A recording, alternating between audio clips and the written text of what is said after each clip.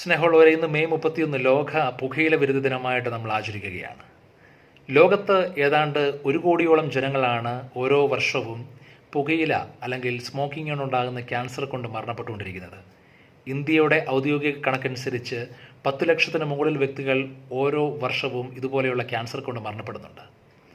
പുകവലിക്കുന്ന വ്യക്തികൾക്ക് മാത്രമല്ല ഇതുപോലെയുള്ള ശാരീരിക മാനസിക പ്രശ്നങ്ങൾ ഉണ്ടാകുന്നത്, മറിച്ച് ആ പുക ശ്വസിക്കുന്ന വ്യക്തികളിലും ഇതുപോലെയുള്ള പ്രശ്നങ്ങൾ, നമ്മളത് പാസീവ് സ്മോക്കിംഗ് എന്നതിനെ വിശേഷിപ്പിക്കാറുണ്ട്.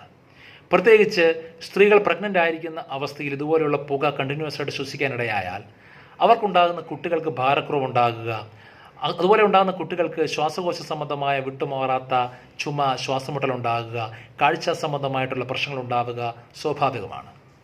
നമുക്കറിയാം, നമ്മൾ പുറത്തേക്ക് വിടുന്ന പുകയിൽ 4000-ഓളം മാരക വിഷാംശങ്ങൾ അടങ്ങിയിട്ടുണ്ടെന്നാണ് പറയുന്നത്. അതിൽ 40ഓളം വിഷാംശങ്ങൾ കാർബൺ മോണോക്സൈഡ് അടക്കമുള്ള വിഷാംശങ്ങൾ ക്യാൻസർ ഉളവാക്കുന്നവയാണ്.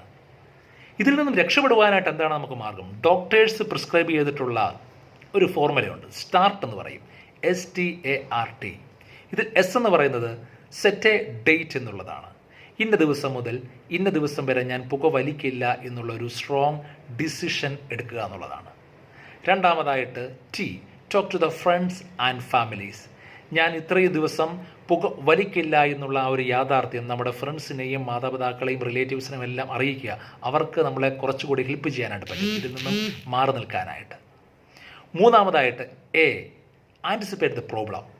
പുകവലിച്ചുകൊണ്ടിരിക്കുന്ന ഒരാൾ പുകവലി പെട്ടെന്ന് സ്റ്റോപ്പ് ചെയ്യുമ്പോൾ ആ വ്യക്തിക്ക് 2 തരത്തിലുള്ള പ്രശ്നങ്ങൾ ഉണ്ടാകാൻ സാധ്യതയുണ്ട്. ഒന്ന് വിഡ്രോവൽസ്, രണ്ടാമതായിട്ട് ആ വ്യക്തിക്ക് വീണ്ടും വലിക്കണമെന്നുള്ള സിഗരറ്റിനോടുള്ള ഒരു സ്നേഹം കൂടി വരാൻ സാധ്യതയുണ്ട്.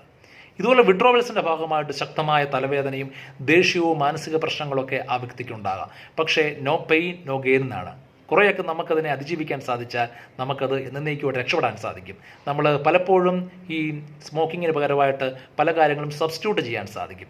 അതായത് ജ്യൂസ് കുടിക്കുക, അല്ലെങ്കിൽ ചായ കുടിക്കുക, കാപ്പി കുടിക്കുക, അല്ലെങ്കിൽ ചായക്കകത്ത് ഗ്രാമ്പുവും കുരുമുളകും ഇട്ട് കുടിക്കുന്നതൊക്കെ ഇതുപോലെയുള്ള ക്രേവിങ്ങിൽ നിന്നും ആ സമയത്ത് നമുക്ക് അതിജീവിക്കാനായിട്ട് സഹായിക്കാറുണ്ട്.